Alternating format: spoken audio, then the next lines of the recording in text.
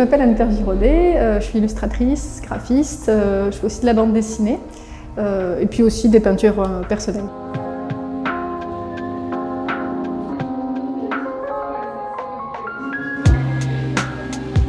J'ai pas forcément une formation classique dans le domaine artistique. J'ai fait un master culture et patrimoine, j'ai bossé dans le milieu culturel, dans une école de cirque pendant un temps. Et puis après, j'ai fait le diplôme universitaire de bande dessinée, donc j'ai tout arrêté, j'ai refait une réorientation. L'aquarelle, en fait, j'ai rencontré Alex Simé, qui est une autrice de bande dessinée locale. Et en fait, c'est elle qui m'a initiée à cette technique-là, et c'est celle que j'ai préféré faire pour travailler un peu les transparences, les atmosphères, surtout les ambiances lumineuses, moi c'est ce qui me touche le plus. Donc c'est, je trouve, la meilleure technique pour pouvoir faire ça. En plus de ça, c'est beaucoup plus rapide que l'acrylique que je faisais avant en fait. Et en l'occurrence ici, c'est une grande majorité de travaux qui sont inspirés de mes cauchemars que je note depuis des années en fait, depuis que je suis petite. Il y a également aussi pas mal de souvenirs d'enfance et en fait tout ce qui peut être lié à l'étrangeté que l'on peut ressentir, que ce soit dans les cauchemars, dans l'inconscient ou dans des souvenirs un petit peu d'enfance un peu étranges.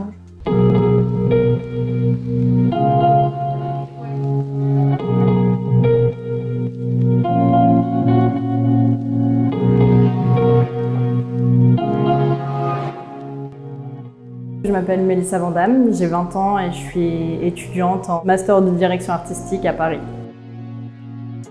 C'est que des photomontages, donc plusieurs photos mélangées ensemble et ça crée une composition assez graphique. J'utilise pour ça le logiciel Photoshop et du coup voilà, je les assemble dessus et c'est ce qui crée ces créations-là. Je me suis inspirée de la fable de Jean de La Fontaine.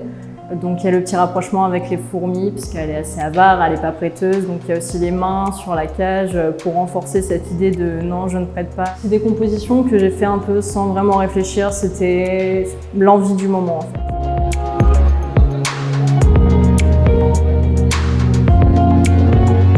Je m'appelle Gaëlle Martin, je suis peintre, plasticienne, photographe, enfin d'autres choses.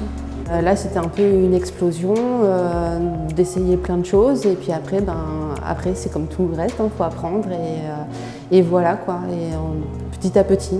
Ça fait très longtemps que je l'ai commencé et j'arrivais pas du tout à la finir, à l'avancer. Pas être toujours le nez sur sa toile. À chaque fois que j'y revenais, c'est comme si je repartais à zéro. Ce visage donc, qui parle d'introspection, plus je me acharnais dessus et moins ça me plaisait. Et c'est juste tout dernièrement, ces 15 derniers jours où tout s'est mis à couler et là ça me semblait. Jusqu'ici, ça pouvait pas couler de moi parce que je l'avais pas encore vécu.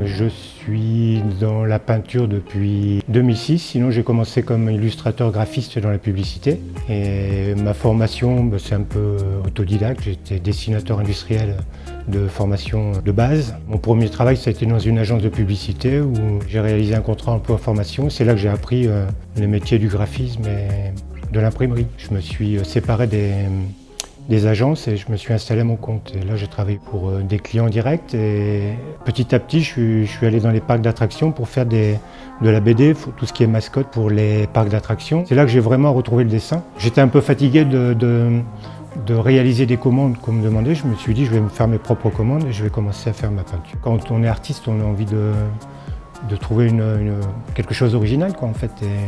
Et il fallait que je trouve cette brèche pour commencer à peindre, et ça a été les 5 sens en fait.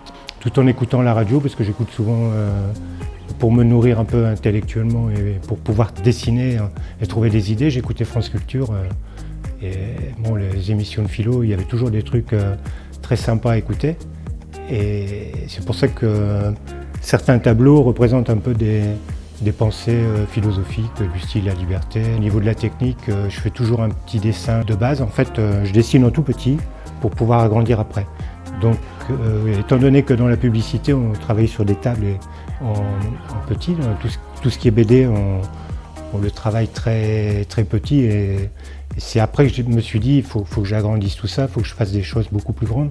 Toutes mes peintures sont faites en aquarelle au départ pour pouvoir les travailler, pour ne pas avoir de soucis à arriver sur la toile. Pour rendre quelque chose de réel qui n'est pas réel, c'est ça la plus grande difficulté. Donc il faut toujours des preuves de réalité, les petites bulles, la mousse, et c'est ce qui rend le côté un peu... Il n'y a pas de mannequin qui existe pour ça, donc je ne peux pas me reporter à la réalité, quoi.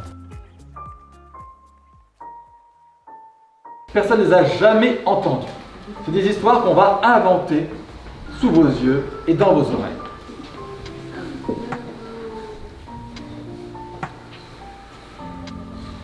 Cette histoire se passe dans la forêt. La forêt. Oh, c'est une très belle forêt avec de grands arbres, des feuilles mortes, vertes, d'automne, des feuilles de toutes les couleurs au sol. Et quand il fait jour, c'est une très belle forêt, oui. Très belle forêt. Mais quand il est minuit passé, quand il est minuit passé, Oh, des ombres bizarres qui bougent. et dans la forêt, ce soir-là, à minuit, il y avait John. Un champignon, on l'appelle le Champinus luminicus. Champinus luminicus. Qui, à la pleine lune, s'illumine. Oui, et Jamais il n'avait mangé le Champinus luminicus. Imaginez goûter ce champignon qui fait de la lumière, avoir la lumière qui rentre dans sa bouche, la lumière qui vient sur sa langue, sur son palais, la lumière qui rentre dans son corps comme ça. Énorme, avec des poils noirs, des grandes. ils ont commencé à tourner autour du champignon. À tourner comme ça. Et c'était hop dans l'autre sens. À celui qui rattraperait ou qui échapperait à l'autre. Celui qui serait le plus rapide. Ouais. Et puis, il essaye d'éviter de se cogner aux arbres pour pas avoir une autoroute, bien sûr. Un dimanche du mois d'août, il faisait chaud sur l'autoroute A2026. Car cette histoire se passe dans le futur, messieurs, dames. Et dans le futur, au mois d'août, eh ben, c'est comme maintenant, il fait chaud sur l'autoroute. Une chaleur écrasante. C'est une chaleur en fait qui fait fondre le goudron. Ce qui fait que c'est plus vraiment une autoroute solide, c'est une autoroute un petit peu gluante, collante. Et de ce fait, pour pouvoir y aller, il faut quand même être super équipé.